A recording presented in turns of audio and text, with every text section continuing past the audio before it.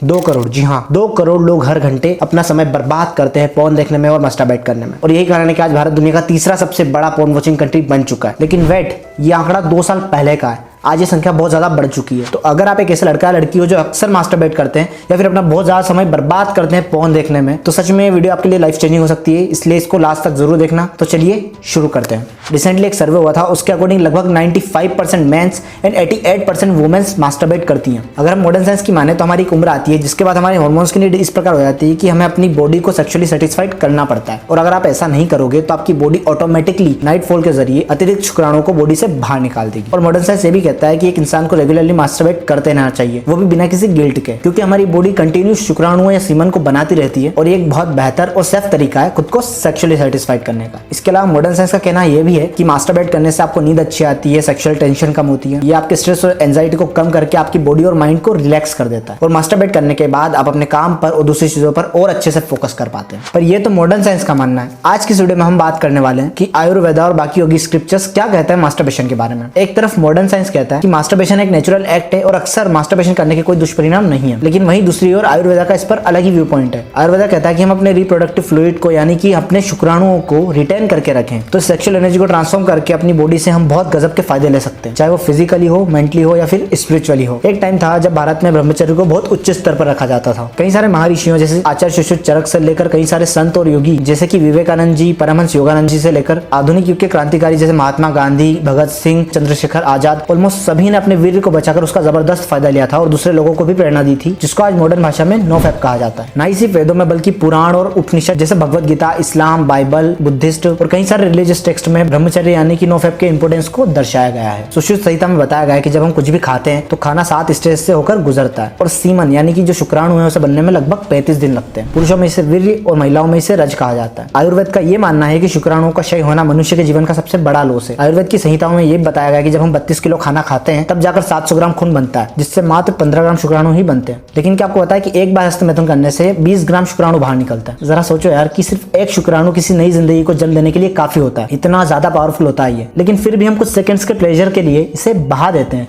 वाह, लेकिन क्या होगा अगर आप अपने वीर्य को अपनी बॉडी में रिटेन करके रखो यानी कि ब्रह्मचर्य का पालन करो। आयुर्वेदा के अनुसार ऐसा करने से धीरे धीरे आपकी सेक्सुअल एनर्जी ट्रांसम्यूट होकर ओजस के रूप में ऊपर उठने लगती है, जिससे आपकी बॉडी की स्ट्रेंथ बढ़ती है और आपकी मेमोरी बूस्ट होती है। वहीं दूसरी ओर थोड़े से मजे के लिए अपने शुक्राणुओं को बहा देने से आप टायर्ड फील करते हो, आपकी हेल्थ बिगड़ने लगती है और आप डिप्रेशन के शिकार हो जाते हो। स्वामी विवेकानंद जी के गुरु रामकृष्ण परमहंस जी ने कहा है कि अगर कोई व्यक्ति अपने शुक्राणुओं का 12 साल तक क्षय न होने दे तो उसकी बॉडी में एक स्पेशल नर्व एक्टिव हो जाती है, जिससे कि उसमें ऐसी शक्तियां आ जाएगी कि वह सब कुछ जान लेगा या समझ लेगा जो दूसरे लोगों के लिए मुश्किल होगा। क्या आपको भी लगता है कि बिना सेक्सुअल एक्टिविटीज के आप हैप्पी लाइफ नहीं जी सकते? परमहंस योगानंद जी ने उनकी ऑटोबायोग्राफी में ये साफ साफ लिखा हुआ है कि उनके माता पिता साल में सिर्फ एक बार साथ में सोते थे और वे दोनों एक दूसरे से बेहद प्यार करते थे और वे दोनों बहुत खुश भी थे। तो अगर आपको लगता है कि सेक्सुअल एक्टिविटीज हैप्पीनेस का पैरामीटर है तो आपको अपनी लाइफ को और ज्यादा एक्सप्लोर करने की जरूरत है। माना कि सेक्सुअल एक्टिविटीज इंपॉर्टेंट है, बट खुद पर संयम रखना, खुद पर नियंत्रण रखना और भी ज्यादा इंपॉर्टेंट है। स्वामी दयानंद सरस्वती से किसी ने पूछा कि क्या आपको कामुकता नहीं सताती, तब उन्होंने जवाब दिया कि हाँ, कामुकता मेरे दरवाजे पर दस्तक जरूर देती है, लेकिन उसे अंदर आने का मौका ही नहीं मिलता क्योंकि मैं हमेशा किसी और काम में बिजी होता हूँ। सेक्सुअल एनर्जी या फिर किसी और एनर्जी को हम कंट्रोल नहीं कर सकते, लेकिन उन्हें ट्रांसफॉर्म जरूर कर सकते हैं। लेकिन जब सेक्सुअल एनर्जी ट्रांसफॉर्म होती है तो परिणाम हैरान कर देने वाले होते हैं। यार, भारत में जाने कितने ही संत महात्मा हुए हैं जिन्होंने अपने वीर्य को बचाकर रखने के कई सारे बेनिफिट्स बताए हैं। पूरे विश्व की बात करें तो Nikola Tesla,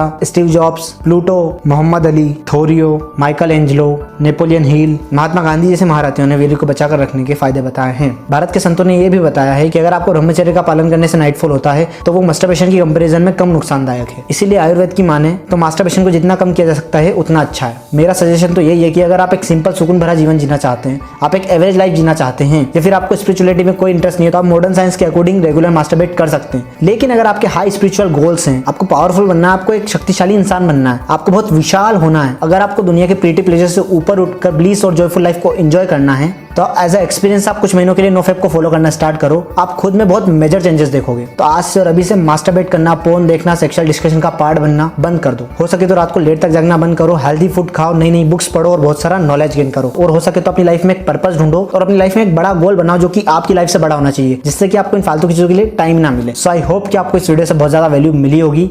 till then keep learning and keep growing.